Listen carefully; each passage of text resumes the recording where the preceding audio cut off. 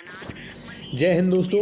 इस वीडियो में हम कई टॉपिक पर बात करेंगे कि जैसे दूसरी शादी करने पर कितने वर्ष की सज़ा है, उसमें जमानत मिलेगी या नहीं मिलेगी, और यदि मान लीजिए किसी व्यक्ति की नौकरी लगी है तो उस पर क्या प्रभाव पड़ेगा, जो कि धारा 494 में दिया गया है। इस पर हम चर्चा करेंगे। दूसरा, शादी के बाद दूसरे व्यक्ति के साथ अगर कोई संभोग कर रहा है, सेक्स कर रहा है, तो ऐसे में कितने वर्ष की सज़ा है, आईपीसी की धारा 497 के ऊपर बात करेंगे। और शादी के बाद दूसरे व्यक्ति के साथ बात करने पर कितनी सज़ा है, उसके बारे में भी चर्चा करेंगे।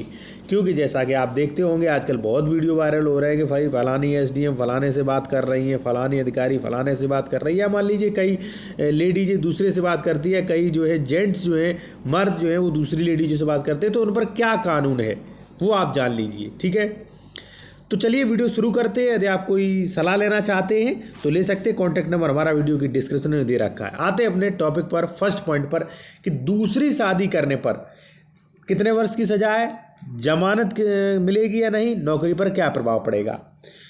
सबसे फर्स्ट कि इसका प्रावधान क्या किया गया है, तो देखिए आईपीसी की धारा 494 जो है ये प्रावधान करती है कि पति या पत्नी के जीवन काल में पुनः विवाह करना, यानी कि पति या पत्नी जिंदा है, जीवित है, आपने उसे तलाक भी नहीं दिया, डाइवोर्स भी नहीं दिया, और आपने उसके रहते दूसरी शादी कर ली। आपसे मतलब है चाहे आप पति हो चाहे पत्नी हो, यानी कि यदि आप एक स्त्री हैं तो पति आपका जिंदा है, जीवित है, उसे तलाक भी नहीं दी और आपने दूसरा पति से शादी कर ली विधिपूर्वक, तो ये जो है ये गैर कानूनी है। अभी सज़ा की बात करेंगे। अब मान लीजिए कोई पति है, उसकी पत्नी जिंदा है, उसने उसे डाइवोर्स भी नहीं दिया और अपनी पत्नी के रहते उसने दूसरी किसी स्त्री से शादी कर ली विधिपूर्वक, तो ऐसी कंडीशन में वो भी आईपीसी की धारा 494 के अधीन दोषी हुआ। अब वह दोषी हो गया। अब बात करेंगे इसमें कितनी सज़ा है, तो देखिए दूसरी शादी करने पर देवविवाह के लिए जो है वो 7 वर्ष तक का दंड है, 7 वर्ष तक का कारावास है और जुर्माना भी है। ठीक है, यानी कि 7 वर्ष का कारावास है, इसमें 7 वर्ष की जेल हो सकती है अगर आपने दूसरी शादी कर ली तो। ठीक है, और ये 7 वर्ष का ये अपराध जो है ये है भाई साहब संज्ञेय अपराध, यानी कि इसमें आपको पुलिस बिना वारंट के गिरफ्तार करेगी। पुलिस को किसी वारंट की ज़रूरत नहीं है। अगर मान लीजिए आपने दूसरी शादी की तो बिना वारंट के पुलिस आपको गिरफ्तार कर लेगी। इसलिए मान लीजिए पत्नी ने दूसरी शादी कर ली या पति ने दूसरी शादी कर ली तो तुरंत 497 में FIR करें, उसकी गिरफ्तारी तत्काल तुरंत पुलिस करेगी। ठीक है, अब बात करेंगे जमानत के बारे में। तो ये देखिए संज्ञेय अपराध है, कॉग्निजेबल ऑफेंस है, इसमें डायरेक्ट जमानत नहीं होती है, हालांकि जमानत हो जाती है लेकिन डायरेक्ट इस तरीके से जमानत नहीं होती है। अब बात करेंगे नौकरी किसी की लगी है तो नौकरी पर क्या प्रभाव पड़ेगा। भाई साहब देखिए ये संज्ञेय अपराध है और इसमें अगर दोष सिद्ध होते हैं तो इसमें नौकरी भी जा सकती है, ये क्लियर है। ठीक है, अब हम बात करेंगे नेक्स्ट धारा पर कि शादी के बाद दूसरे व्यक्ति के साथ कोई संभोग कर रहा है, यानी कि सेक्स कर रहा है, तो इस पर क्या कानून है और कितने वर्ष की सज़ा होगी। ये प्रावधान करती है आईपीसी की धारा 497। चलिए 497 को विधिवत तरीके से समझ लेते हैं। जैसा कि वही मैं उदाहरण दूंगा, जैसा कि आजकल जो कई जो महिला या कई पति जो हैं वो एक दूसरे के साथ अन्य गैर अपनी पत्नी या गैर पति के साथ संभोग करते हैं, तो उस पर क्या कानून लागू होगा वो आप जान लीजिए। ठीक है, बात करेंगे आईपीसी की धारा 497।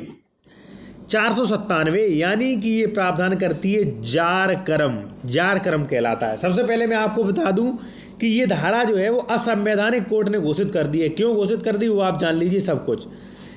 पहले क्या था भाई, अगर मान लीजिए पत्नी ने अब किसी दूसरे व्यक्ति के साथ सेक्स संभोग कर लिया, अपने पति के अलावा किसी दूसरे के साथ सेक्स कर लिया, ठीक है, तो ऐसी कंडीशन में जिस व्यक्ति के साथ संभोग किया था, चाहे भले ही पत्नी की सहमति हो, उस व्यक्ति पर कार्रवाई होती थी और 5 साल तक की सज़ा हो सकती थी। ठीक है, 497 क्या कहती थी जारकरम कि अगर मान लीजिए कोई अन्य पुरुष की पत्नी है, ठीक है, जिसका किसी पुरुष की पत्नी होना जानता है, यानी कि कोई एक व्यक्ति है वो जानता है कि फलाने की पत्नी है, फलाने की बीवी है, ठीक है, उसे विश्वास है कि भाई ये है, और उसके पति की बिना सहमति के या मौन कुलता, वो चुप है, के बिना उसके साथ सेक्स कर लिया, ठीक है, तो ये बलात्कार की श्रेणी में नहीं आएगा। ठीक है, पत्नी की सहमति है इसमें, लेकिन पति की सहमति नहीं है। आपने पत्नी की सहमति से जो है उसके साथ सेक्स कर लिया, तो ये बलात्कार की कोटि में तो नहीं आएगा, लेकिन ये जार कर्म का दोषी होगा और ऐसे में उसे 5 वर्ष का कारावास होता था, ठीक है, या जुर्माना।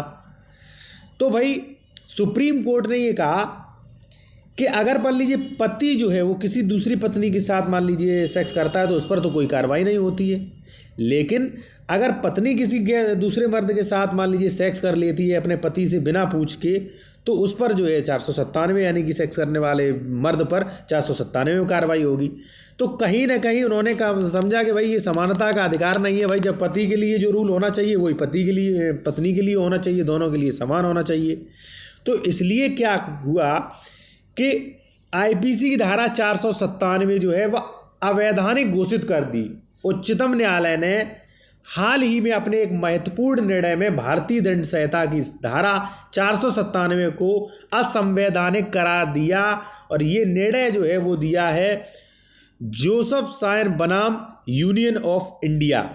यानी कि अब अगर पत्नी, आपकी पत्नी या किसी व्यक्ति की पत्नी दूसरे मर्द के साथ सेक्स कर लेती है तो उस मर्द पर सहमति से सेक्स करती है तो उस मर्द पर कोई जार कर्म की कार्रवाई नहीं होगी। अब उसे पति की परमिशन लेने की आवश्यकता नहीं है, अगर पत्नी राजी है तो उसके साथ सेक्स कर सकता है पत्नी की सहमति से, ठीक है।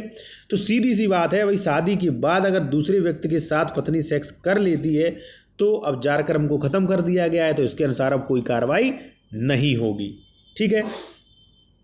अब हम बात करेंगे तीसरे पॉइंट पर कि शादी के बाद दूसरी व्यक्ति से बात कर रहा है, या मान लीजिए कोई पति है वो दूसरी लेडीज से, दूसरी स्त्री से बात कर रहा है तो उस पर कितनी सज़ा होगी।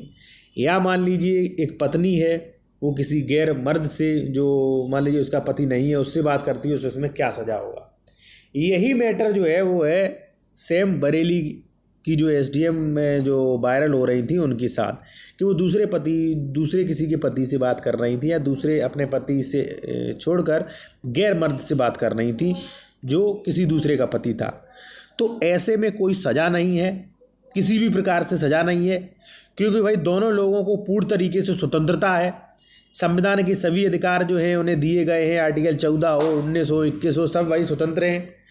तो कोई लेडीज, चाहे वो स्त्री हो, ठीक है, चाहे वो पुरुष हो, वो किसी दूसरे व्यक्ति से बात करने के लिए स्वतंत्र है भाई, उसे भी कुछ राइट्स हैं, ठीक है। जब शादी के बाद दूसरे व्यक्ति के साथ सेक्स करने पर कोई कार्रवाई नहीं होती, अब 497 जब कोर्ट में ख़त्म कर दी, तो भाई बात करने पर तो कोई सज़ा नहीं है, बिल्कुल स्पष्ट है। लेकिन हाँ, किसी गैर मर्द के साथ अपने पति को मारने की प्लानिंग करना, ये जरूर सज़ा की श्रेणी में आता है। वीडियो अच्छा लगे वीडियो को लाइक करें, चैनल को सब्सक्राइब करें।